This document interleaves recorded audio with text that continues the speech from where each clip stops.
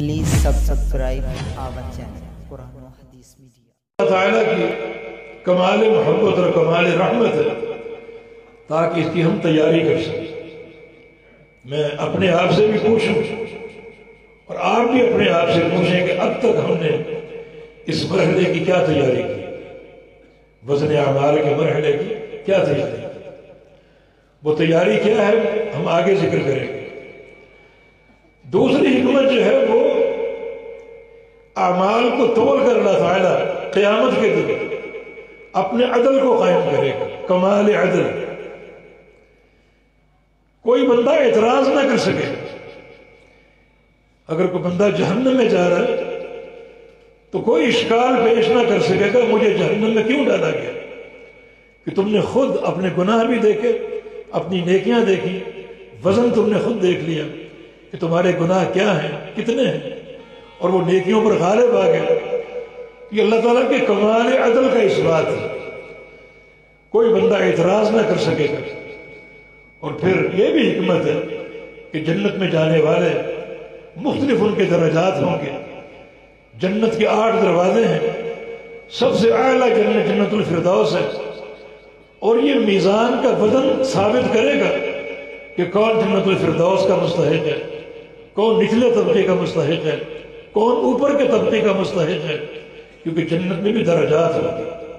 نبی علیہ السلام کی ایک حدیث ہے کہ ان اہل الجنہ لیتراؤن غرفا فوقہم، کہ جنت میں جنت والے اپنے اوپر محلات کو دیکھیں گے جیسے آج دنیا میں زمین پر رہنے والے آسمان کے ستاروں کو دیکھتے ہیں۔ جنت میں وہ بھی ہیں اور جنت میں یہ بھی، کتنا فرق مراتب ہے۔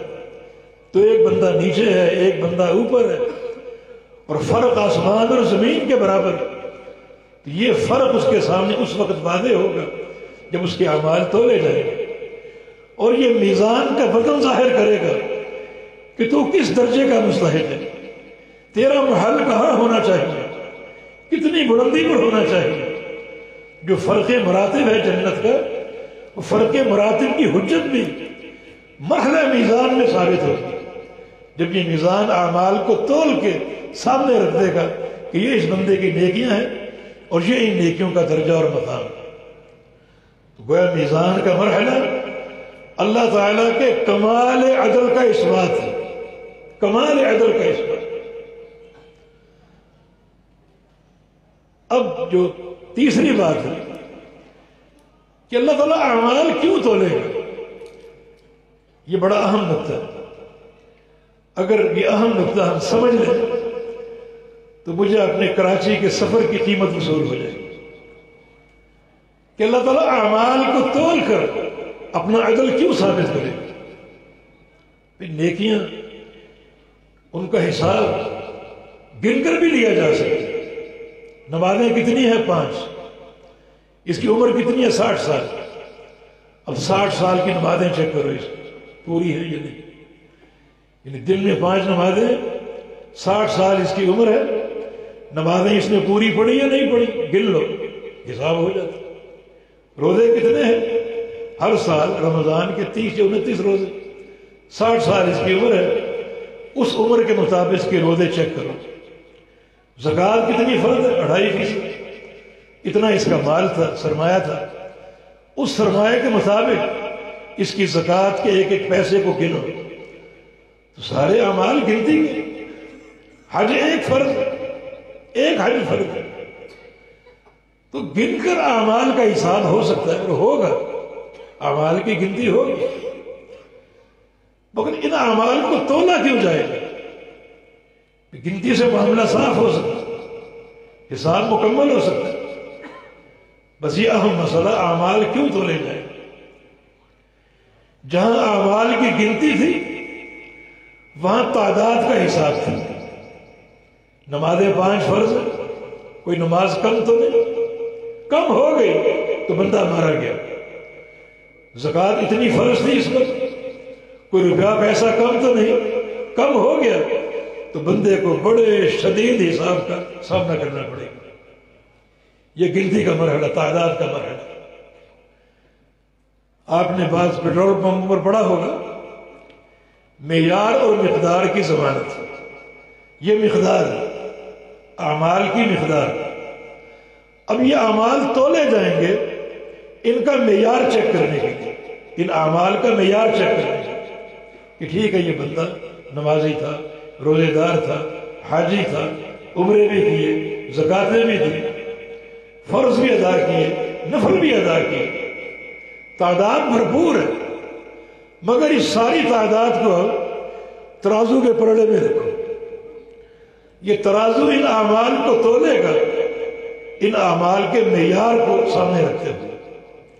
نمازیں تو پڑھی، تہجد تو پڑھے، مگر یہ ریاکارانہ نہیں تھا. یہ ہے اعمال کا معیار، کیونکہ قبول عمل اخلاص کے ساتھ.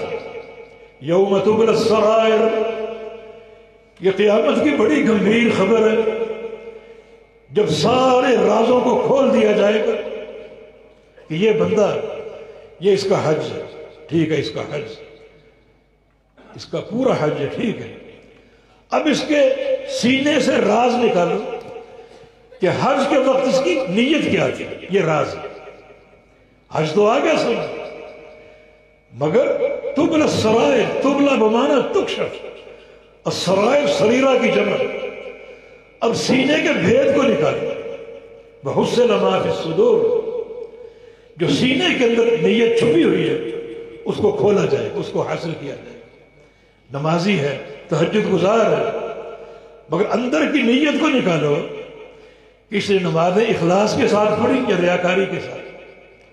بڑا اس نے چندہ دیا، مدارس بنائے، یتیم خانے بنائے، ٹھیک ہے، اس کا بے تحاشا عمل ہے، مگر سینے کا راز نکالو کہ اس کا خرچ کرنا اخلاص کے ساتھ تھا یا ریاکاری کے ساتھ تھا. ہر سال حج کرتا تھا، ٹھیک ہے، اب اندر کا راز نکالو کہ اس کا حج کرنا اخلاص کے ساتھ تھا یا ریاکاری کے ساتھ تھا. یاد رکھو، اگر اس عمل میں ریاکاری سامنے آ گئی تو یہ میزان اس پورے عمل کو وزن کے قابل نہیں سمجھے، ٹھکرا دے، ختم. وہ عمل میزان میں موجود ہے مگر وزن کوئی نہیں، کیونکہ اخلاص سے خالی. کہ عمل کی قیمت اخلاص کے ساتھ. اخلاص مفقود ہے. میرا ریاکار ہر ہفتے عمرے کرتا تھا دنیا کو دکھانے کے لیے، ڈھیروں یہ نیکی موجود ہے، وزن کوئی نہیں کیونکہ اخلاص نہیں. رسول اللہ صلی اللہ علیہ وسلم کی حدیث ہے، رب سمین لا یدن عند اللہ جناح بعوضہ، کہ قیامت کے دن بہت سے موٹے تازے بھاری بھرکم لوگ لائے جائیں گے نیکیوں کے ساتھ. اللہ فرمائے گا اس موٹے تازے انسان کو میرے میزان میں ڈال دو، دیکھیں اس کا کتنا وزن ہے، اس کے اعمال کا، اس کے حج ہیں، اس کے روزے ہیں، اس کی زکاتیں ہیں، دیکھیں کتنا وزن ہے. وہ موٹا انسان اپنی نیکیوں کے ساتھ جب تولا جائے گا اس کا وزن ایک مچھر کے بر کے برابر بھی نہیں. وہ سارا وزن کہاں کہ یہ دنیا کا ترازو نہیں. دنیا کے ترازو میں جو چیز ڈال دو اس کا وزن آپ کے سامنے کھول دے گا. جو وزن ہو، 10 من لوہا ہے، 10 من اناج ہے، وہ تول کے دکھا دے گا. اخروی ترازو اس سے مختلف ہے، اس میں بڑے بڑے بھاری بھرکم عمل ہوں گے. اگر اخلاص مفقود ہے تو اس میزان میں اس عمل کا کوئی وزن نہیں ہوگا، کوئی وزن نہیں ہوگا. یہ مرحلہ میزان کا سبب، یعنی قیامت کا حساب 2 مرحلوں میں، ایک گنتی کا حساب ہے تعداد کا اور مقدار کا، دوسرا معیار کا حساب ہے، اور معیار عمل کا اخلاص کے ساتھ ہے. ذرہ برابر ریاکاری بھی عمل کو برباد کر دیتی. رب قتیل بین الصفین اللہ اعلم بنیتہ. بعض اوقات ایک انسان میدان جہاد میں جاتا ہے، صف اول میں کھڑا ہے، دشمن سے لڑ رہا ہے، لڑتے لڑتے زخموں سے چور ہوا، اپنا پورا خون بہا دیا اور قتل ہو کر گر گیا. ہم کہتے شہید ہو گئے، مگر رسول اللہ صلی اللہ علیہ وسلم نے فرمایا کہ اللہ اعلم بنیتہ، اس کی نیت کیا تھی وہ اللہ جانتا ہے. عمل ظاہری موجود ہے گھر سے نکلنا، سواری پر آنا، اپنا مال لے کر آنا اور لڑنا صف اول میں اور بھاگنا نہ، دشمن کو پشت نہ دکھانا، حتیٰ کہ وہیں قتل ہو کر گر جانا، عمل بہت بڑا ہے، لیکن اصل بات اندر کی نیت کی ہے۔ اللہ اس کی نیت کے حال کو جانتا ہے۔ اگر اس کا یہ سارا معاملہ اللہ کی رضا کے لیے ہے، اخلاص کی بنیاد پر ہے، تو اللہ تعالیٰ اس نیکی کو ایسا قبول کرے گا کہ زمین پر گرنے سے پہلے اللہ تعالیٰ اس کو اس کا جنت کا محل دکھا دے گا۔ خون کا قطرہ بعد میں گرے گا، سارے گناہ پہلے بخش دیے جائیں گے۔ وَيُجَارُ مِنْ عَذَابِ الْقَبْرِ، اس کو قبر میں عذاب نہیں ہوگا، بلکہ يُشَفَّعُ فِي 70 مِنْ أَقَارِبِهِ، اللہ کے ایسا اس کا مقام ہوگا کہ اللہ تعالیٰ اس کو 70 افراد کی شفاعت کا موقع دے گا۔ یہ تمہارا خاندان ہے، دوست احباب ہے، جن کی چاہو 70 افراد کی شفاعت کی، 72 حوریں اس کے نکاح میں دی گئی۔ عمل شہادت کا اخلاص پر، اور اگر ریاکار یہ سارا اس کا عمل اپنی شجاعت کا بھرم قائم کرنے کے لیے، بہادری کی دھوم قائم کرنے کے لیے، تو اللہ تعالیٰ نبی علیہ السلام کی حدیث کے مطابق وَأَوَّلُ مَنْ يُسْجَرُ عَلَيْهِ النَّارِ، جو قیامت کے دن سب سے پہلے جہنم کو بھڑکایا جائے گا، جلایا جائے گا، 3 افراد ہوں گے، ان میں سے ایک یہ شہید ہے جو میدان میں گیا، لڑا بھی۔ اللہ پوچھے گا کیا عمل کیا؟ جواب دے گا قاتلت فی سبیلک حتی قتلت، تیری راہ میں جہاد کیا حتیٰ کہ شہید ہو گیا۔ فرشتے کہیں کہ کذبتا کذبتا، جھوٹ بولتا ہے، اگر تو شہید ہوتا تو اس لسٹ میں تیرا نام ہوتا، تیرا تو یہاں کوئی نام نہیں۔ اللہ فرمائے گا نہیں، یہ سچ بول رہے، جہاد اس نے کیا، لڑا بھی، خون بھی بہا دیا، شہید بھی ہو گیا، لیکن لیقال شجاع، اس لیے تاکہ اس کو بہادر کہا جائے۔ اپنی جوانی، اپنی شجاعت کی دھوم دنیا پر ثابت کرنے کے لیے یہ ریاکار تھا۔ اب اس کا کیا انجام ہے؟ اسحبوا بہ الی النار، اس کو ٹانگوں سے پکڑو اور چہرے کے بل گھسیٹتے ہوئے لے جاؤ اور جہنم میں ڈال دو۔ یہ وہ شخص ہے جس پر سب سے پہلے جہنم کی آگ کو بھڑکایا جائے گا۔ یہ مرحلہ میزان، اس میں اعمال کو رکھا جائے گا، اور اس میزان میں صلاحیت ہوگی کہ صرف اس عمل کا وزن ظاہر کرے گا جو عمل اخلاص کے ساتھ ہوگا۔ ریاکاری ہوگی تو اس عمل کا کوئی وزن نہیں۔ دوسری چیز جو اس مرحلہ میزان کا معیار ہے وہ ہے عمل کا مطابق ہونا کس کے؟ غور کرو اس پر۔ عمل مطابق ہونا چاہیے کس کے؟ قوم برادری کے، باپ دادا کے، پیر و مرشد کے، اپنے اماموں اور پیروں کے؟ نہیں، صرف اور صرف اور پھر صرف مطابق ہونا محمد الرسول اللہ صلی اللہ علیہ وسلم کی سنت کی۔ میزان چیک کرے گا۔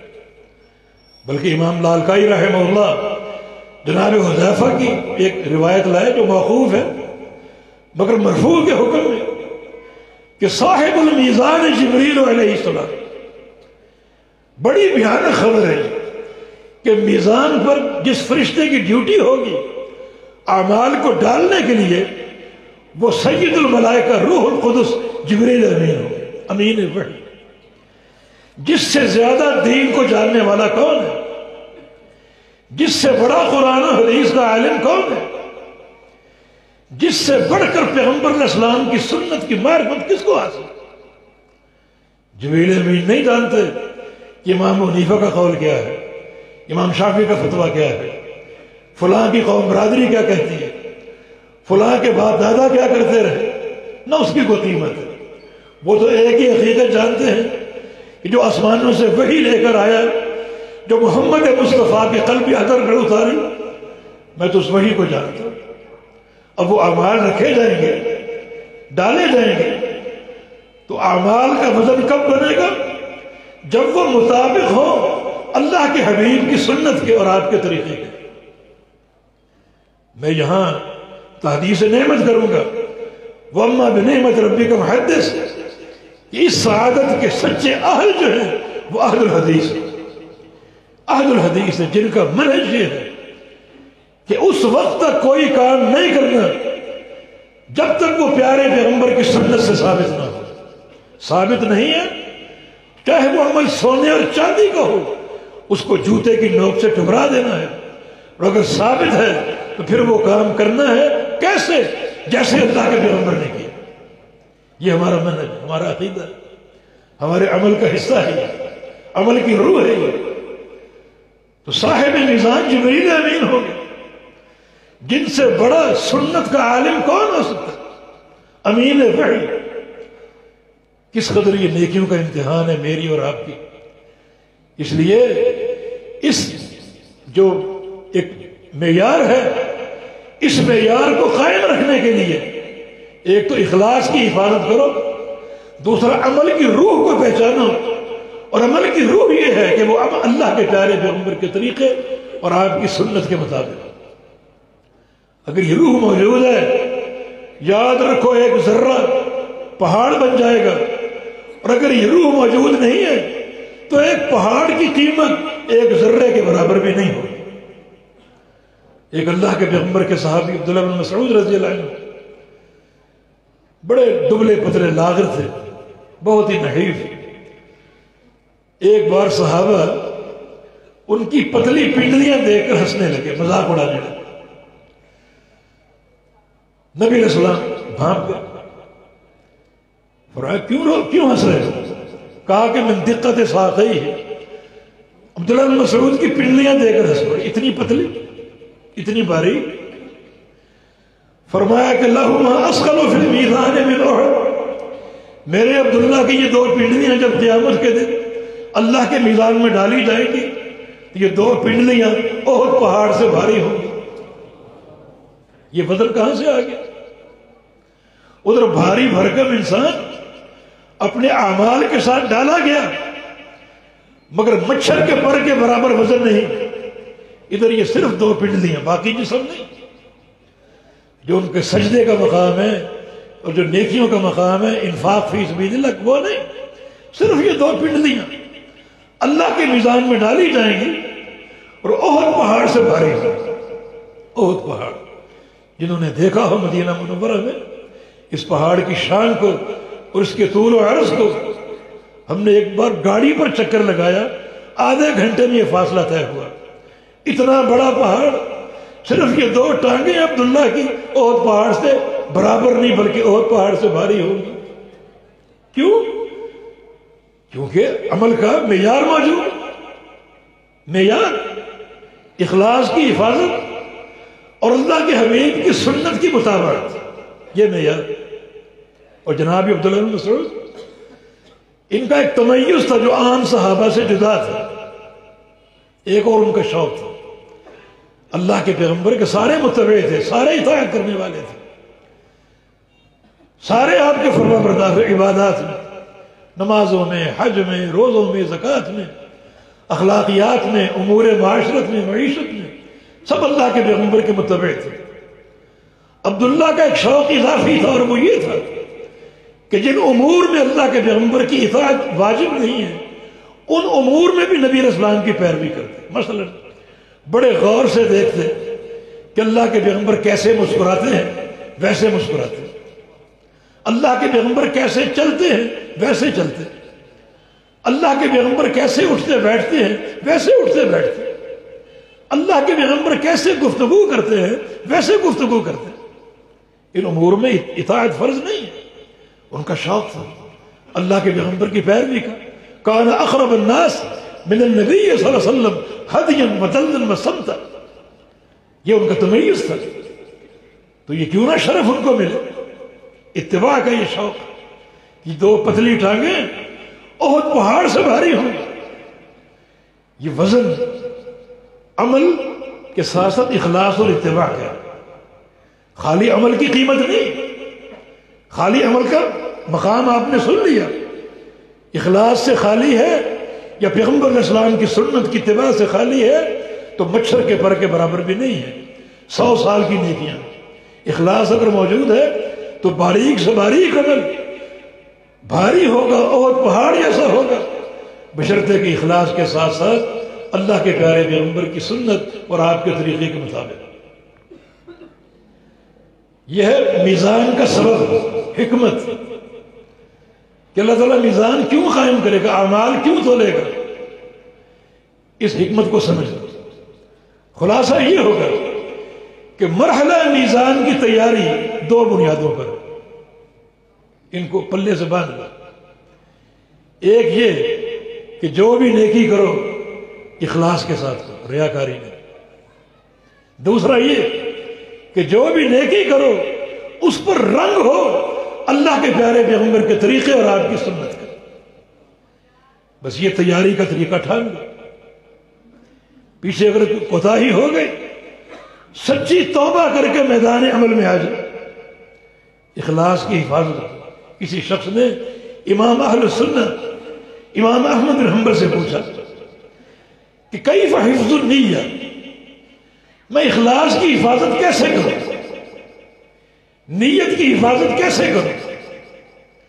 بقول سفیان ثوری رحمہ اللہ کے دین اسلام میں سب سے مشکل کام نیت کی حفاظت، سب سے مشکل۔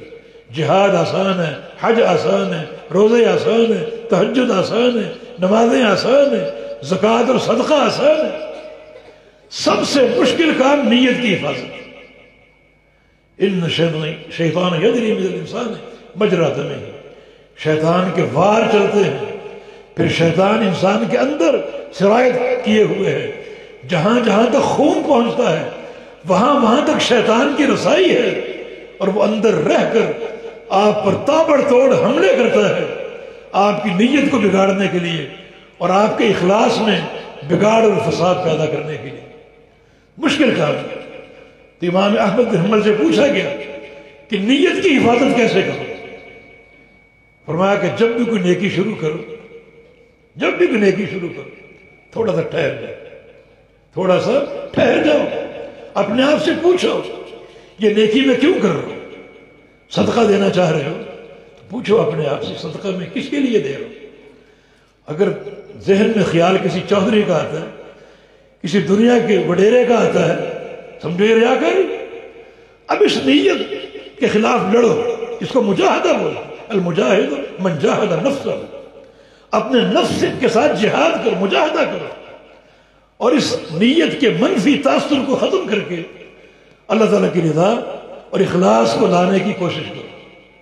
اگر اس میں کامیاب ہو گئے تو دوہرا اجر ہے، ایک اخلاص کا، دوسرا مجاہدے کا کہ آپ نے اس پاپی نفس سے لڑائی کی، شیطان کے حملے کو پسپا کیا، اور پھر آپ اس طرح جب عمل کریں گے تو آہستہ آہستہ اخلاص کی حفاظت کے عادی بن جائیں۔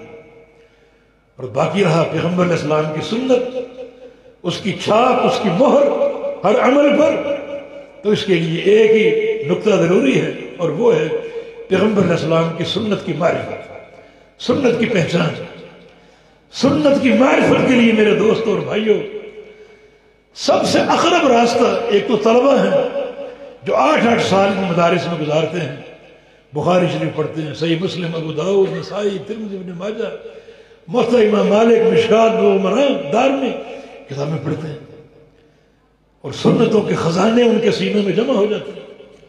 لیکن عامت الناس جو ہیں وہ سنت کی معرفت کے لیے علماء سے رابطہ رکھیں، علماء کی محبت اپنے سینوں میں پالیں، علماء سے رجوع ہو، روزانہ ملاقات کریں، علماء کے دروس اور ان کی مجالس میں بڑے شوق سے سامنے آ کر بیٹھیں اور سنیں۔ جتنا آپ چل کر آئیں گے علماء کی مجالس کی طرف اور قریب بیٹھنے کی کوشش کریں گے، اتنا وہ سفر اس عالم کی طرف نہیں ہوگا بلکہ اللہ کی طرف ہوگا۔ صحیح بخاری کی حدیث، اوا الی اللہ فآواہ اللہ الیہ، وہ شخص اللہ کے پیغمبر کے قریب آیا سننے کے لیے، کچھ قدم بڑھا کر فرمایا کہ اس کا بڑھنا اللہ کی طرف تھا، اللہ نے اس کو اپنے ساتھ ملا لیا، اپنی رحمت کے ساتھ جوڑ دیا۔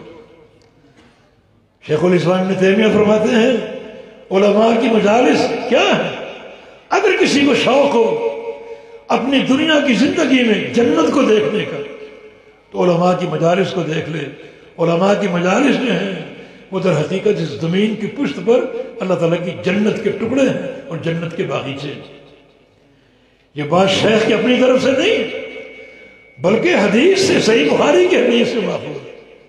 نبی علیہ السلام کا ارشاد گرامی اذا مررتم بریاض الجنہ فارتعوا، اگر تم جنت کے باغیچے کے پاس سے گزرو تو کچھ کھا پی کر گزرو۔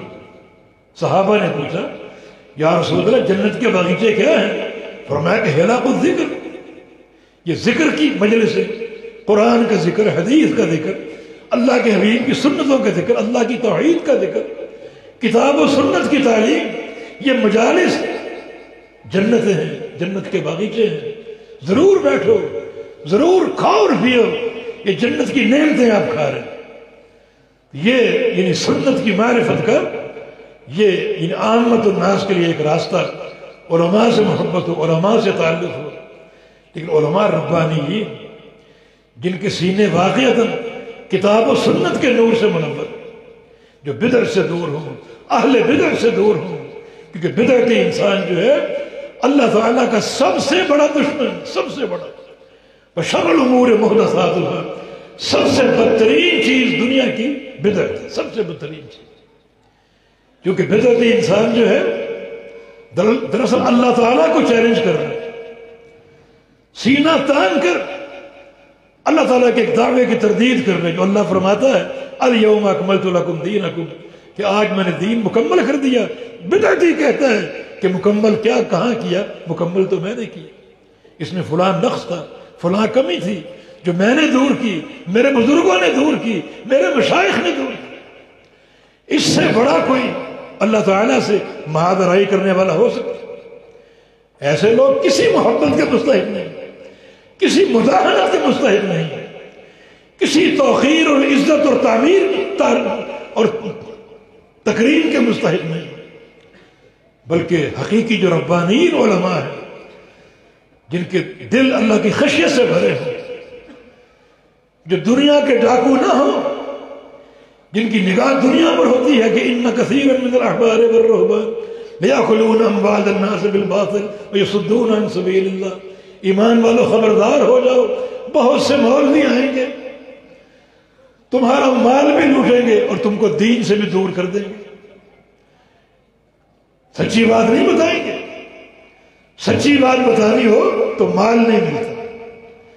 دین کا تعارف کیا ہے؟ دین الید العلیٰ خیر من ید السفلیٰ، یہ ہاتھ اس ہاتھ سے بہتر ہے۔ دین اپنے ماننے والوں کو بھکاری نہیں بناتا، بھیک منگا نہیں بناتا، ان کے اندر ایک غیرت ایمانی پیدا کرتا ہے، ایک غیرت سے ان کے سینوں کو بھر دیتا ہے، خرچ کر کے خوش ہوتے ہیں، مانگ کر سوال کر کے خوش نہیں ہوتے۔ تو یہ لوگ ان سے چکنے ہو جاؤ، یہ دین کے بھی ڈاکو ہیں اور دنیا کے بھی ڈاکو۔ تو مرحلہ میزان کی تیاری اخلاص کی حفاظت کے ساتھ ہو اور پیارے پیغمبر کی سنت کی مطابقت کے ساتھ ہو۔ یہ کچھ ضروری باتیں بطور مقدمہ کے تھیں، اب آگے ہم سادگی سے کچھ ترجمہ پیش کر کے اپنی بات کو سمیٹ لیتے ہیں، اس دعا کے ساتھ کہ اللہ تعالیٰ اس ادارے کو قائم و دائم رکھے، اللہ ہمارے مشائخ کو، اساتذہ کو لمبی زندگی صحت کے ساتھ عطا فرما دے، اور یہ طلبہ جو اپنے گھر بار کو چھوڑ کر آتے ہیں، حصول دین کے لیے وقف ہو جاتے ہیں، اللہ ان کی جہود کو قبول فرما لے، اللہ تعالیٰ ان کے سینوں کو علم سے آراستہ فرما دے، اللہ ان کو دین کا داعی، مجاہد اور غازی، دین کو بیان کرنے والا مدرس، شیخ الحدیث بنا دے، حافظ الحدیث بنا دے، حافظ قرآن بنا دے۔ یہ شمع جلتی رہیں، چراغ سے چراغ روشن ہوتے رہیں، ایک چراغ سے 10 چلیں، 10 سے 100 چلیں، 100 سے 1000 چلیں، 1000 سے لاکھ چلیں، دنیا میں اجالا پھیلتا جائے، توحید و سنت کی شعائیں دنیا کو منور کرتی جائیں۔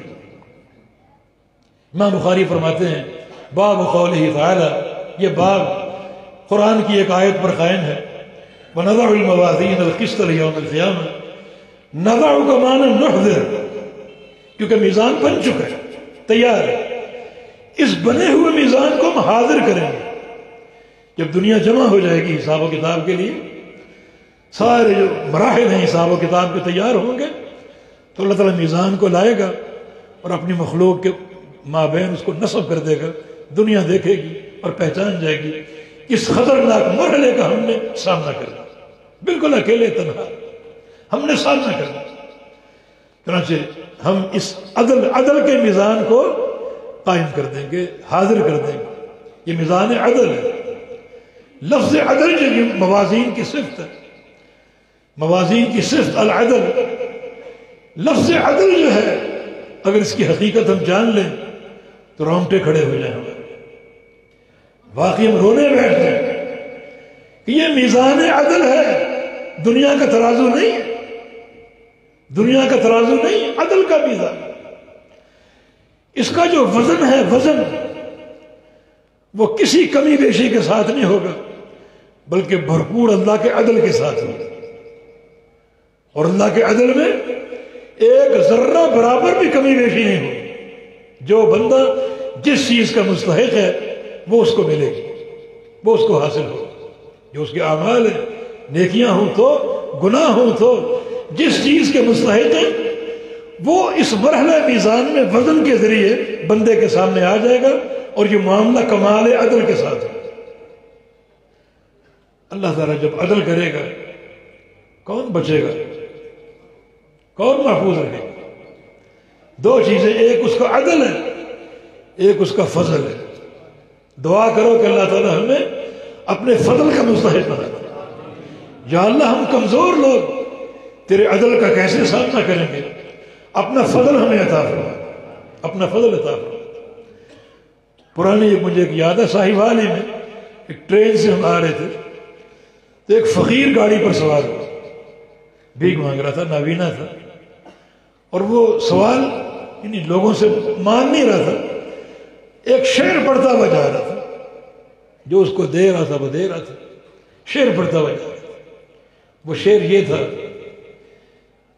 کہ عدل کرے، یعنی اللہ کی ذات عدل کرے تو تھر تھر کانپیں اونچی شانوں والے، اور فضل کرے تو بخشے جائیں مجھ جیسے منہ کالے، فضل کرے تو بخشے جائیں مجھ جیسے منہ کالے۔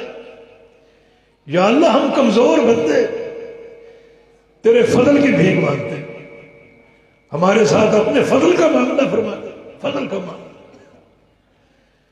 اور یقیناً اللہ کے بندوں جب توحید کی پختگی ہوگی، اخلاص کی حفاظت ہوگی، اور سنت رسول کی اتباع کا ذوق اور شوق ہوگا تو یقیناً فضل کا معاملہ ہوگا، یقین فضل کا معاملہ ہوگا۔ اس لیے فہم توحید کے لیے تیار ہو جاؤ، اخلاص کی حفاظت کے لیے تیار ہو جاؤ، اور پیارے پیغمبر کی سنت کی مطابقت جو ہے اس کے لیے بھرپور شوق اپنے اندر پیدا کر لو، یقیناً اللہ کا فضل ہم کو حاصل ہوگا۔ یہ میزان عدل ہے، عدل کے ساتھ فیصلہ کرے گا، اعمال کو تولے گا عدل کے ساتھ۔ وہ کیسا عدل ہے، کتنی باریک بینی ہے۔ نبی علیہ السلام کے ایک حدیث ہے کہ توزن الحسنات والسیئات، اس میزان میں نیکیوں اور گناہوں کو تولا جائے گا، وزن کیا جائے گا۔ فمن رجحت حسنات ولا سیئات مثقال حبۃ خردل دخل الجنہ، جس شخص کی نیکیاں گناہوں سے بڑھ گئیں ایک رائی کے دانے کے برابر، ایک ذرے کے برابر نیکیاں بڑھ گئیں اور گناہ کم ہو گئے، وہ انسان جنتی ہے۔ یہ عدل ہے۔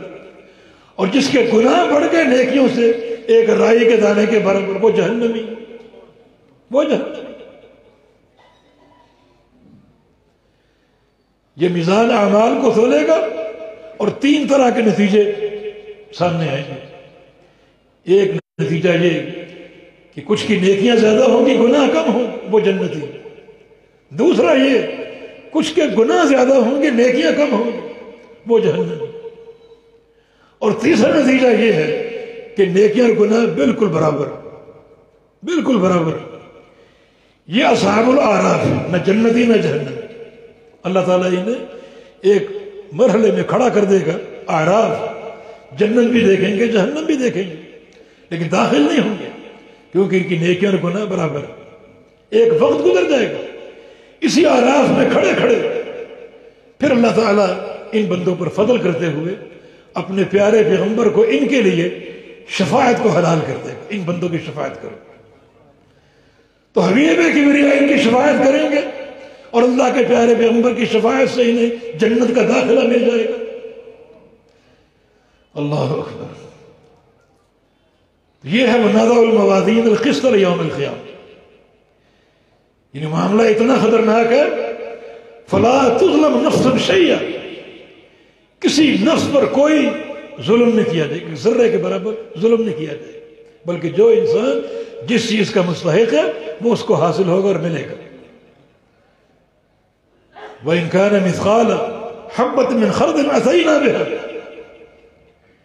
بڑا یہ خطرناک فرمایا، بندے کا عمل اگر رائی کے دانے کے برابر بھی ہوگا اسے بھی ہم لائیں گے، سامنے لائیں گے۔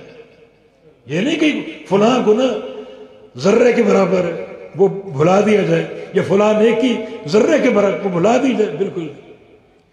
ذرے کی تعریف کیا ہے؟ ذرے کی تعریف یہ ہے، ذرہ وہ شے ہے جس سے چھوٹی کوئی چیز نہ ہو، جس سے چھوٹی کوئی چیز نہ ہو۔ تو اس ذرے کی مقدار میں اگر کوئی عمل ہوگا، نیکی ہو یا برائی ہو، اس کو ہم سامنے لائیں گے۔ وَكَفَى بِنَا حَاسِبِينَ، اور ہم کافی ہیں حساب کے لیے، ہم حساب لیں گے، اکیلے ہم حساب لیں گے، اکیلے ہم حساب لیں گے۔ اللہ تعالیٰ حساب لے گا، حساب تقسیم نہیں کرے گا فلاں پر فلاں پر فلاں پر۔ اور یقیناً اگر توحید ہو، اخلاص کی حفاظت ہو، سنت کی مطابقت ہو، گناہ بھی ہو، تو اللہ تعالیٰ کا حساب لینا یہ ہمارے لیے رحمت کا باعث ہو سکتا ہے۔ ایک بیٹا بستر مرض پہ تھا، اس کی والدہ ساتھ بیٹھی ہوئی تھی، اپنی ماں سے پوچھتا ہے، اماں کل اللہ تعالیٰ حساب لینا ہے، اگر اللہ میرا حساب آپ کو دے دے کہ اپنے بیٹے کا حساب تم لے لو تو تم کیا کرو گی؟ مجھے جنت میں داخل کر دو؟ ہاں بیٹا، اگر اللہ نے مجھے تمہارا حساب دے دیا تو میں بڑی رحمت اور شفقت کے ساتھ تمہیں جنت میں بھیج دوں گی، جہنم سے دور کر دوں گی۔ تو بیٹے نے کہا، پھر اللہ کا پیار تو 70 ماؤں کے پیار سے زیادہ ہے، 70 ماؤں کے پیار سے زیادہ ہے، دنیا بھر کی ماؤں سے زیادہ اللہ تعالیٰ اپنے بندے سے پیار کرتا ہے۔ ایک شخص نے بلکہ عبداللہ بن عباس سے پوچھا، میرا حساب کس نے لینا ہے؟ اللہ نے؟ یا حساب تقسیم ہوگا، کوئی فرشتہ لے، کوئی جن یا انسان لے لے، میرا حساب کون لے گا؟ فرمایا کہ سارا حساب اللہ لے گا، وَكَفَى بِنَا حَاسِبِينَ، اللہ حساب لے گا۔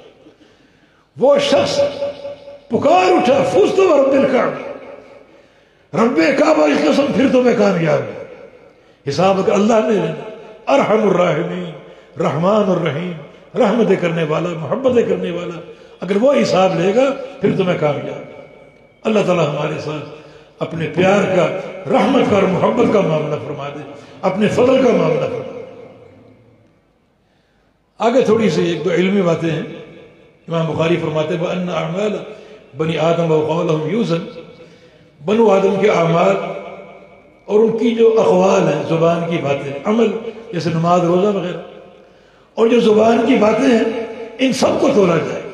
وہ زبان کی باتیں کچھ بھی ہوں، قرآن کی تلاوت کر لیں، ذکر و اذکار کر لیں، کسی کو گالی دے دیں، کسی کی غیبت کر دیں، زبان کی ہر بول کو تولا جائے گا، ہر بول کا وزن ہوگا۔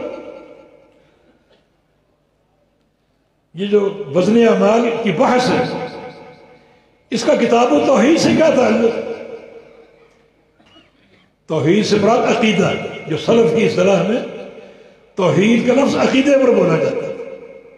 سنت کا لفظ ہے، کتاب و سنہ کے نام سے بہت سے محدثین کی کتب ہے، اور در حقیقت وہ عقیدے کی کتب، عقیدے کی کتاب۔ تو یہ میزان جو ہے، یہ مسئلہ اعتقادی مسئلہ ہے، اعتقادی مسئلہ۔ پھر امام بخاری رحمہ اللہ نے جو اعمال اور اقوال کو تولنے کا ذکر کیا، خاص طور پہ اعمال بھی تولے جائیں گے، اقوال بھی تولے جائیں گے۔ یہ بات بتانا چاہیے کہ اقوال بندوں کا فعل ہے، قول بندے کا فعل۔ بندہ قرآن پڑھتا ہے، یہ قرآن کلام الرحمن ہے، اللہ کی صفت ہے، لیکن بندے کا پڑھنا بندے کا عمل ہے، اس لیے اس کو تولا جائے گا، اس کا اجر ملے گا، اس کو تولا جائے گا۔ ان قرآن کا وزن نہیں ہوگا، بلکہ قرآن کی تلاوت کا وزن ہوگا۔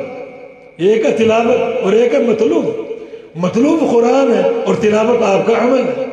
ایک ہے لفظ اور ایک ہے ملفوظ، ملفوظ قرآن ہے اور لفظ آپ کا عمل ہے۔ اور ایک ہے کلام، متکلم کلام کرنے والا اور ایک جس کا کلام کیا جائے. قرات اور مخرو اللہ کا کلام اور قرات آپ کا عمل. تو یہ جب اقوال تولے جائیں گے تو بندے کا قرآن پڑھنا بندے کا عمل ہے. وہ لفظ بالقرآن مخلوق ایک بحث چلی تھی، علمی بحث ہے. امام احمد بن حنبل کا قول ہے جس نے یہ عقیدہ رکھا لفظ بالقرآن مخلوق وہ جہمی. دراصل وہ سمجھانا یہ چاہتے ہیں کہ یہ الفاظ نہ کہے جائیں. ان الفاظ سے عامت الناس کو دھوکہ ہوتا ہے. علماء تو سمجھ جاتے ہیں لفظ بالقرآن مخلوق کا معنی، لیکن عامت الناس نہیں سمجھ پاتے.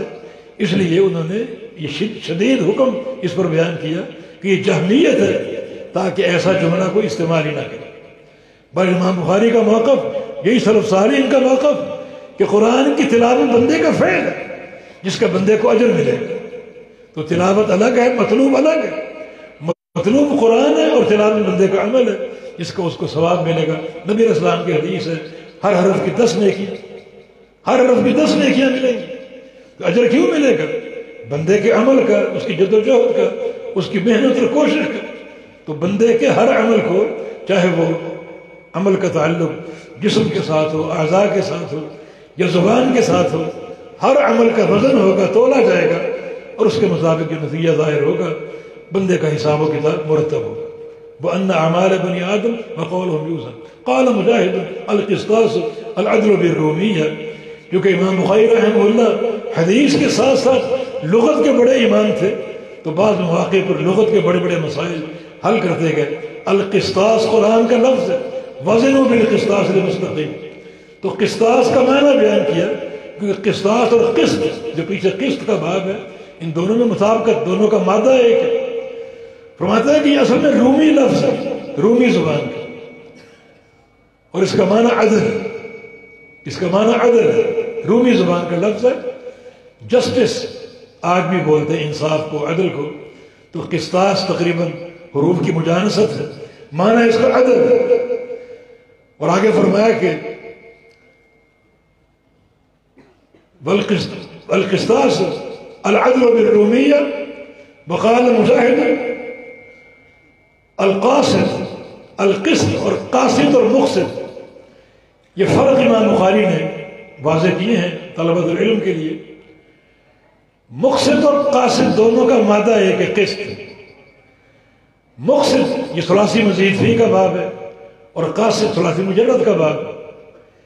مگر باب اور مصدر کی تبدیلی سے معنی بالکل ایک مخالف ہو گیا. عربی لغت کا تنوع ہے، عربی لغت کی فصاحت ہے، بڑی وسعت اس لغت میں. مقصد اگر ہوگا تو اس کا معنی عادل، اور قاصد اگر ہوگا تو معنی ظالم. مقصد کا مصدر اقساط ہے، یا حذف زوائد کے ساتھ قسط. اقسط یقسط اقساطا و قسطا. مصدر ثانی، مصدر اول قیاسی ہوتا ہے، مصدر ثانی سمعی ہوتا ہے. اور قاصد یقسط قسطا، اگر قاصد قسطا ہو تو معنی ظالم ظلم، ظلم کرنا. اور اگر اقسط قسطا ہو تو معنی عدل عدل، عدل کرنا. اگر آپ نے صرف پڑھی ہو، یہ میزان الصرف وغیرہ یا دیگر صرف کی کتب جن میں خاصیات ابواب بیان ہوتے ہیں، تو باب افعال کا خاصہ اعطاء ماخذ، یعنی صیغہ، اس صیغے کا ماخذ جو ہے وہ دے دینا کسی کو. اور ثلاثی مجرد کے ابواب کی جو خاصیات ہیں ان میں سے ایک خاصہ سلب ماخذ ہے.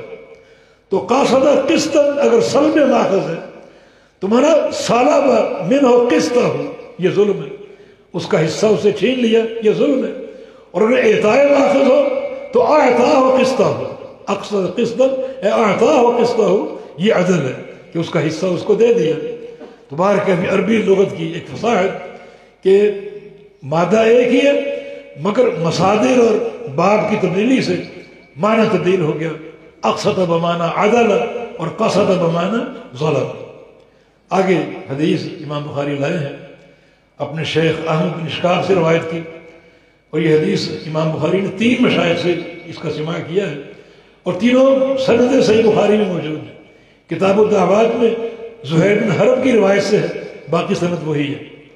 اور کتاب الایمان والنذور میں قتیبہ بن سعید کی روایت سے ہے، باقی سند وہی ہے. اور یہ باب وزن اعمال میں امام بخاری کے شیخ احمد بن اشکاب ہے.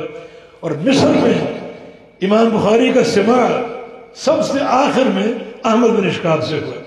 یہ آخری استاد ہیں ان کے جن سے امام بخاری نے مصر میں سماع کی. اور یہ صرف امام بخاری کے شیخ جو ہیں وہ کئی مشائخ ہیں. بخاری میں 3 مشائخ سے ان کی روایت ملتی ہے.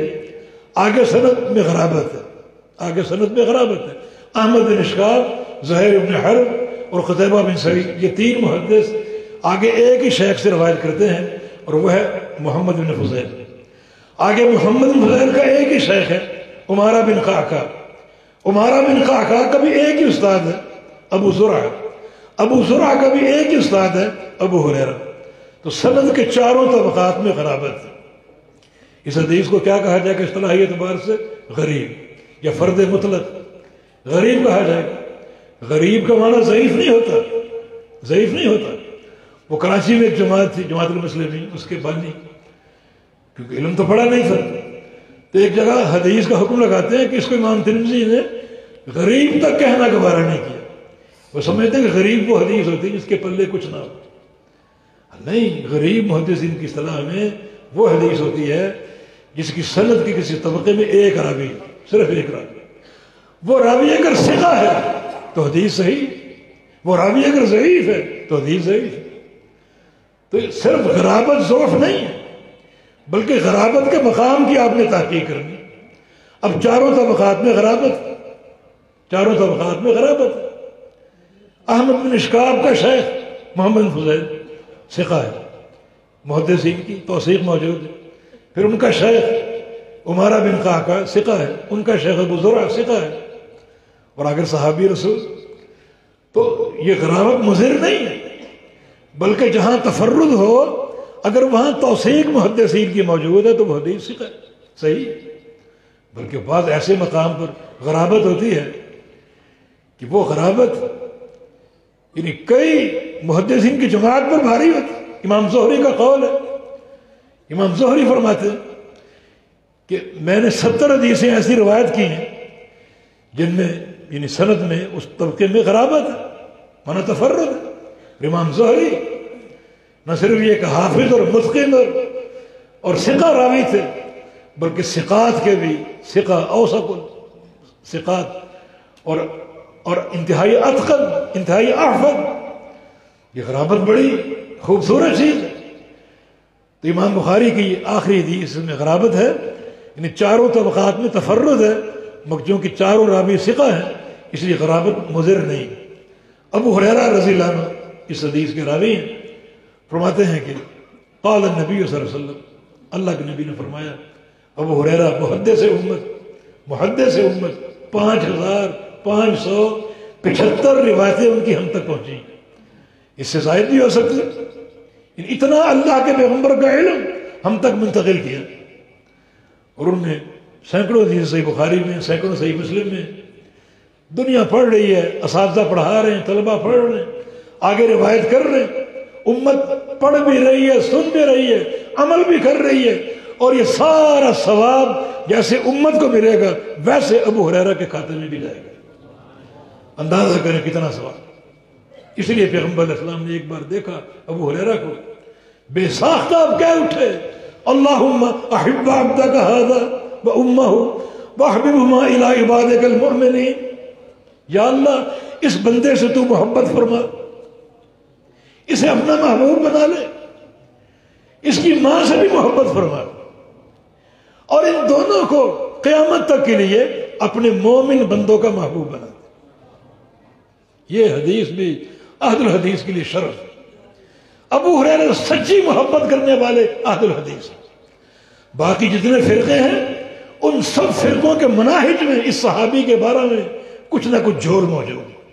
سچی محبت اہل الحدیث کرتے. تو اس بشارت کا مصداق بھی اہل الحدیث ہے. یا اللہ ان بندوں کو اپنا محبوب بنا لے اور ان کی محبت قیامت تک صرف ان بندوں کے دل میں ڈال دے جو سچے مومن ہیں، سچے مومن. یہ ابو ہریرہ رضی اللہ عنہ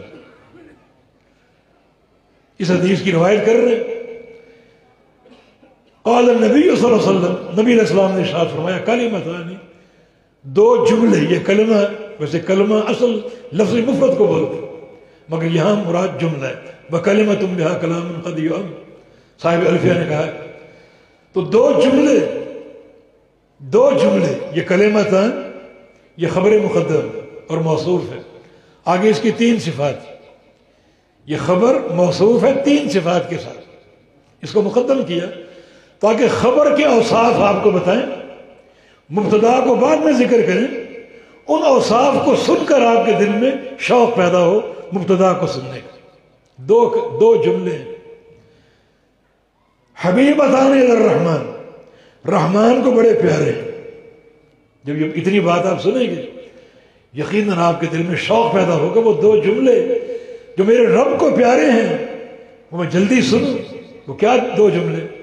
پھر ساتھ ساتھ خفیفتان علی اللسان، زبان پر ہلکے، رحمان کو پیارے ہیں تو ہو سکتا ہے بڑا بھاری عمل ہو، بڑا بھاری عمل، لیکن نہیں، عمل بھی ہلکا اور شوق بڑھے گا۔ اچھا، یعنی اللہ کو پیارے، عمل بھی آسان اور ہلکا تو اور شوق پیدا ہوگا سننے کا۔ پھر تیسری صفت آ گئی اور وہ کیا ہے؟ ثقیلتان فی المیزان، میزان میں بڑے بھاری ہوں گے، میزان میں بڑے بھاری ہوں گے۔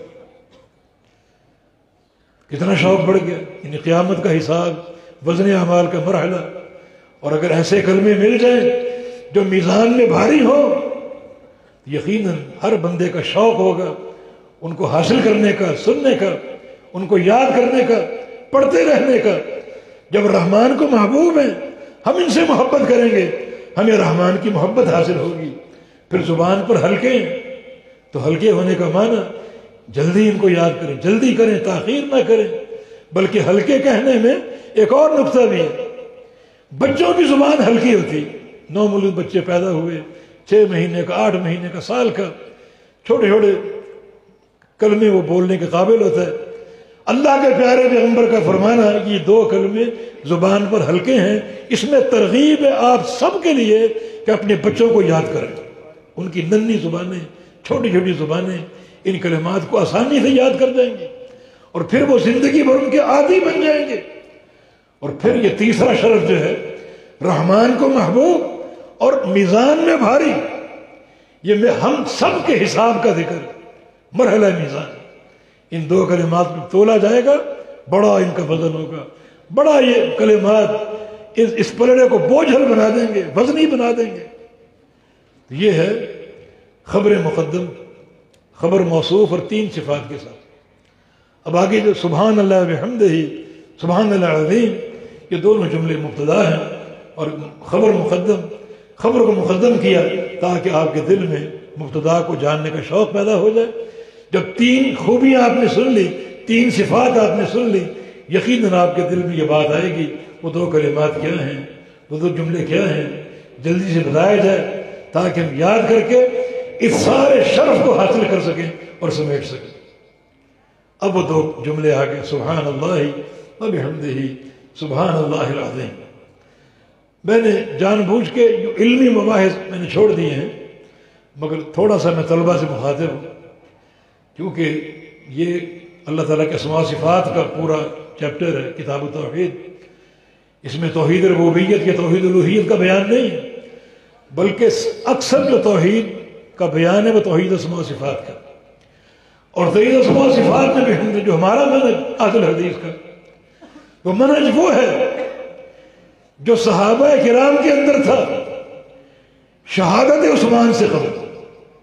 شہادت عثمان کے بعد عجم علم سرایت کر گیا اور تعویلوں کا باب اور تعطیل کا باب، تعریفوں کا باب کھل گیا، اور بہت سے کلمہ گو لوگ ان کی عقائد میں فساد آ گیا، بگاڑ آ گیا۔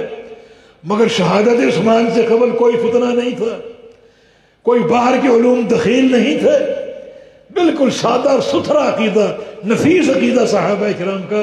ہم اہل الحدیث اسی عقیدے کے ترجمان ہیں بحمدللہ، اسماء و صفات کے تعلق سے، کہ اللہ تعالیٰ کے سارے نام، ساری صفات جو کتاب و سنت میں ہیں برحق ہیں، ان پر ایمان لانا فرض ہے، بغیر کسی تعویل کے، بغیر کسی تحریف کے، بغیر کسی تعطیل کے، بغیر کسی تشبیہ کے.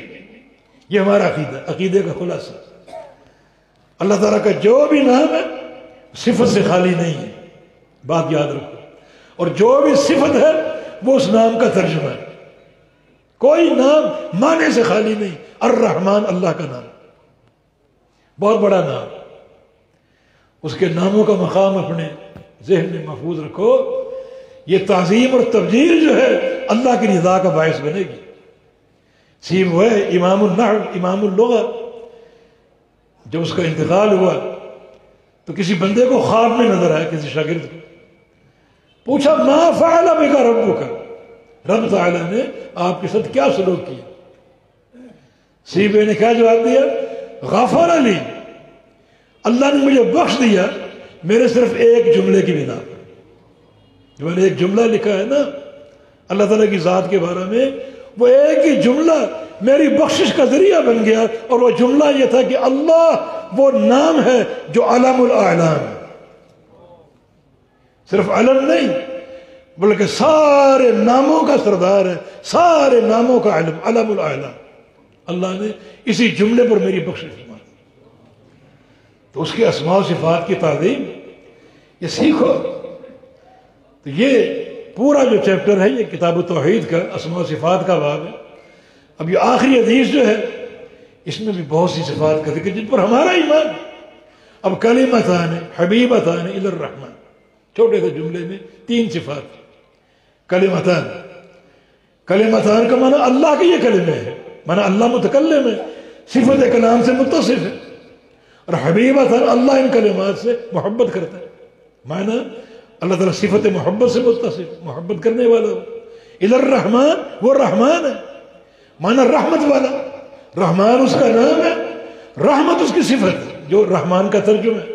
کوئی نام ترجمے سے خالی نہیں. یہ ہمارا عقیدہ متشابہات میں سے نہیں ہے. ہر نام ترجمے کے ساتھ ہے، معنی کے ساتھ. ہاں کیفیت متشابہات میں سے، ہر نام کا معنی معلوم ہے، کیفیت معلوم نہیں. یہ ہمارا عقیدہ ہے. اسماء صفات میں خلاصہ. اب ہمارا ان تینوں پر ایمان. اللہ تعالیٰ متکلم ہے، کلام فرماتا ہے جب چاہے. کلام کرنا اس کی صفت فعلی ہے، جب چاہے جو چاہے کلام فرمائے. اللہ محبت فرماتا ہے. اللہ تعالیٰ رحمان ہے. یہ تینوں اس کی صفات ہیں. رحمان اس کا علم ہے اور یہ علم صفت کے ساتھ ہے، رحمت. ہمارا ایمان. اور جن کا ایمان ہو نتیجہ انہیں کو ملے گا. کئی گروہ ایسے ہیں جن کا عقیدہ ہے کہ شفاعت قیامت کے دن نہیں ہوگی، ان کو شفاعت ملے گی. کئی گروہوں کا عقیدہ ہے کہ قیامت کے دن اللہ تعالیٰ کے چہرے کا دیدار نہیں ملے گا، ان کو چہرے کا دیدار ملے گا. اب یہ جو 3 صفات ہیں جو ان کو نہیں مانتا یا تعویل نہیں کرتا، وہ کیا اس کا مستحق بنیں گے؟ یہ تو وہی مستحق بنیں گے جن کا ایمان بھی ہے، جو ان صفات کو بلا تعویل قبول کرتے. ہمارے ملک میں اشاعرہ ماتریدیہ صفت محبت میں تعویل کرتے ہیں، صفت رحمت میں تعویل کرتے ہیں، صفت کلام میں بھی تعویل کرتے ہیں. حقائق کو مسخ کر کے رکھتے ہیں. امام بغوی کا قول ہے کہ تعویل کرنے والے در حقیقت تعویل کی آڑ میں اپنے انکار کو چھپاتے ہیں. حقیقت میں وہ انکار ہے اسماء و صفات کا، انکار. میں کہوں کہ میں اس گلاس کو مانتا ہوں، مان لیا. آپ پوچھیں یہ گلاس کس چیز کا ہے، میں کہوں کہ لوہے کا، تو میں نے اس کو مانا. میں نے تو اس کی حقیقت مسخ کر دی. اگر آپ صفات کو بظاہر مانتے ہیں، حقائق کو مسخ کر کے، تو آپ نے نہیں مانا. قرآن بار بار اللہ تعالیٰ کے 2 ہاتھوں کا ذکر کر رہا ہے. ہمارا ایمان، کچھ لوگ ہاتھوں کو مانتے ہیں مگر قدرت اور قوت کے مانا تو مانا مسخ کر دیا انہوں نے، حقیقت تو مسخ کر دیا. اللہ تعالیٰ کے ہاتھ ثابت ہے، حق. کیسے؟ جیسے اس کے لائق ہے. کیا ہم جیسے؟ نہیں. کیوں؟ لیس کمثلہ شیء، وہ تشبیہ سے پاک ہے. پھر کیسے؟ جیسے اس کو لائق ہے. ہمارے ہاتھ کیسے ہیں؟ جو ہمارے قابل ہیں. اس کے ہاتھ کیسے؟ جو اس کے لائق ہے. مشابہت نہیں. خالق اور مخلوق کی مشابہت کیسے ہو سکتی؟ مشابہت تو مخلوق کے مابین نہیں. چونٹی کا ہاتھ اور ہاتھی کا ہاتھ ایک جیسا. چونٹی بھی مخلوق ہے، ہاتھی بھی مخلوق. سورج کی روشنی اور آپ کی اس بتی کی روشنی، وہ بھی روشنی یہ بھی روشنی ایک جیسی۔ مخلوقات میں تشبیہ نہیں ہے، خالق اور مخلوق میں تشبیہ کیسے ہو سکتی؟ اس لیے اللہ تعالیٰ کے اسماء و صفات پر ایسا ایمان لاؤ، ایسا حق ہے، اللہ تعالیٰ کی محبت کو حاصل کرنے کا ذریعہ ہے، اس کے پیار کو کمانے کا، اس کی تعظیم کو پہچانو، اس کے وقار کو پہچانو، اس کے اسماء و صفات پر صحیح معنی میں ایمان لاؤ، یقیناً اس کی محبت حاصل ہوگی، اور یقین جو فضل ہے جس کے اس کے وعدے ہیں وہ حاصل ہوں گے اس ایمان والے عقیدے کے ساتھ۔ اب کلام لفظی نہیں، کلام نفسی۔ اللہ تعالیٰ کلام نہیں کر سکتا، کیوں نہیں کر سکتا؟ کلام کرنے کے لیے ہم کئی چیزوں کے محتاج ہیں، ہونٹ چاہیے، زبان چاہیے، حلق چاہیے، کچھ حروف حلقی ہیں، کچھ حروف ہونٹوں سے ادا ہوتے ہیں، کچھ زبان سے ادا ہوتے ہیں، تو مختلف حروف ہیں۔ پھر اللہ تعالیٰ بھی ہونٹوں کا، زبان کا محتاج۔ لا حول ولا قوة۔ یہ بات تب کہو جب عقیدہ یہ ہو کہ اللہ کا کلام مخلوق کے کلام جیسا ہے۔ یہ عقیدہ تو ہے ہی نہیں، لیس کمثلہ شیء، اس بات کی پہلی کڑی تشبیہ سے پاک۔ اللہ تعالیٰ محتاج کیسے ہو سکتا؟ اس پر لمبی بحث ہو سکتی، لیکن ہم ایک دو مثالیں دیتے ہیں۔ اللہ کے پیارے پیغمبر کی حدیث ہے صحیح بخاری میں، انی لأعلم حجر کان یسلم علی قبل ان ابعث، میں ایک پتھر کو جانتا ہوں، مکہ مکرمہ میں ہے وہ، میرے نبی بننے سے پہلے مجھے وہ سلام کیا کرتا تھا، جب بھی پاس سے گزرا پتھر سے آواز آتی السلام علیکہ یا محمد۔ پتھر کے کون سے ہونٹ، کون سی زبان ہے پتھر کی؟ بتائیے کون سا حلق ہے پتھر کا؟ لیکن پتھر بولا کس کے بلانے سے؟ اللہ کے۔ اس کی اپنی قدرت کیسی ہوگی بولنے کی؟ یہ محتاج احتیاج کہاں سے آئے؟ صحابہ کہتے ہیں ہم پیغمبر علیہ السلام کے کھانا کھا رہے ہوتے، لقمہ آپ کے ہاتھ میں ہوتا، ہم نے اس لقمے سے کئی بار سبحان اللہ الحمدللہ کی آواز سنی۔ پتھر کا، یہ لقمے کا کون سا حلقہ اور کون سی زبان اور کون سے ہونٹ؟ اللہ کی توفیق ہے۔ تو یہ کلام کو کلام لفظی نہیں مانتے، کلام نفسی کی تعویل کر کے صفت کی حقیقت کو بگاڑ دی۔ بھی آگے حبیبت محبت، وہ صفت محبت سے متصف نہیں مانتے۔ بھی جہاں بھی محبت کی صفت کا ذکر ہے اس کا معنی ارادہ انعام، ارادہ انعام۔ محبت ہم بھی کرتے ہیں، شوہر کو بیوی سے محبت ہے، ماں کو بیٹے سے محبت ہے، دوست کو دوست سے محبت ہے، اگر کہ اللہ بھی محبت کرتا ہے۔ مشابہت، یہ مشابہت کیسے؟ لیس کمثلہ شیء، اس بات کی پہلی کڑی وہ تشبیہ سے پاک۔ محبت کرتا ہے کیسے؟ جیسے اس کے لائق ہے۔ ہم محبت کرتے ہیں کیسی؟ جیسی ہمارے لائق ہے۔ خالق اور مخلوق کی محبت میں کوئی تشبیہ نہیں، کوئی تشبیہ کا شائبہ تک نہیں۔ تو اس صفت کو صحیح معنی میں کون مانتے ہیں؟ وہ اہل الحدیث، جو بغیر تعویل کے، بغیر تشبیہ کے، بغیر تحریف اور بغیر کسی تعویل کے ایمان لاتے۔ رحمان، رحمت، صفت اس کی نہیں مانتے۔ جہاں بھی رحمت ہے مراد ارادہ انعام، رحمت کیوں نہیں مانتے؟ پھر رحمت ماننے میں دو محظور ہیں۔ ایک محظور یہ کہ رحمت مخلوقات کے اندر بھی، جانور بھی رحمت کرتے ہیں، انسان بھی رحمت کرتا ہے، رحمان کی رحمت مان لے تشبیہ لازم آئے۔ تشبیہ کا بت تم نے ایسا تراشا، اسماء و صفات کے باب کا انکار کرنے کے لیے اس بت کی پوجا کرتے ہو، کوئی اس کی حقیقت نہیں۔ اور دوسری بات یہ کہ رحمت میں تغیر، غصہ ہو تو کیفیت کچھ اور ہوتی ہے، رحمت ہو تو کیفیت کچھ اور ہوتی ہے۔ معنی یہ صفت جو ہے اللہ کی ذات میں تغیر کو مستلزم، لیکن ساری باتیں فضول ہیں۔ کیوں؟ عقیدہ یہ ہے کہ اللہ تعالیٰ رحمان ہے، رحمت کرنے والا ہے، اس کی رحمت حق ہے، کیسی؟ جیسی اس کے لائق ہے۔ کیفیت ہم نہیں جانتے، ہم جیسی نہیں۔ کیوں؟ لیس کمثلہ شیء۔ کتنا صاف عقیدہ سلف صالحین۔ تو اس پر طلبہ نے تو بہت کچھ پڑھا الحمدللہ کتاب توحید میں، تو میں نے بھی اشارہ تک کچھ باتیں عرض کر دی۔ تو اصل چیز یہ کہ اللہ رب العزت کے اسماء و صفات پر ایمان لاؤ، بالکل سلف کے ایمان جیسا۔ سارے نام حق ہیں، ہر نام کا معنی معلوم ہے، اور وہ معنی اس نام کی صفت ہے، اور ہمارا اس پر ایمان ہے۔ کسی تعویل کے بغیر، کسی تحریف کے بغیر، کسی تعطیل کے بغیر، کسی تشبیہ کے بغیر۔ اگر یہ عقیدہ ہوگا، گمراہ فرقوں کا رد ہوگا اور سچی توحید پر ایمان ہوگا، تو اللہ اس یہ تعظیم ہمارے اندر پیدا کر دے، اور یہ جو ایمان اس کی توفیق بھی دے اور قبول بھی فرمائے، قبول بھی فرمائے۔